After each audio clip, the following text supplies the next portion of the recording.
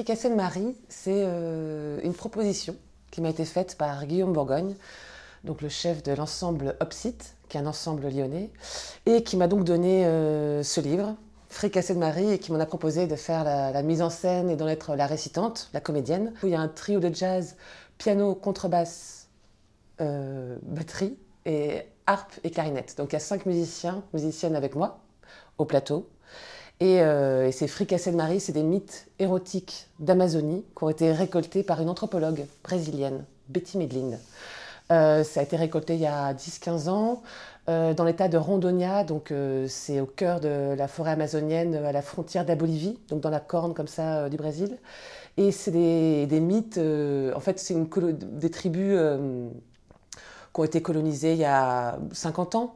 Donc les textes sont a priori quand même relativement intacts, donc c'est en ça qu'ils peuvent être millénaires potentiellement. Et c'est des textes complètement animistes, chamaniques, et en l'occurrence relativement féministes, puisque j'en ai choisi 4 où c'est vraiment des figures de femmes puissantes, sensuelles, et à qui il arrive des histoires voilà, où on se change en oiseau, et où il y a le monde des esprits. Enfin, c'est juste toute cette culture qu'on ne connaît pas, de la forêt amazonienne. Ben, c'est vraiment le renouvellement de l'imaginaire d'un point de vue des personnages féminins.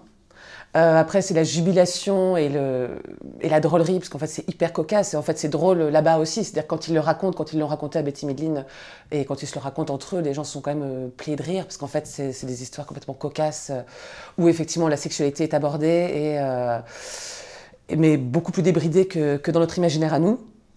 Et après, j'ai vraiment effectivement aussi choisi par rapport à la musique les textes les plus atmosphériques, et où il y a comme ça des choses, des mondes qui se déploient, et où du coup la musique peut s'engouffrer et en déployer toutes les saveurs.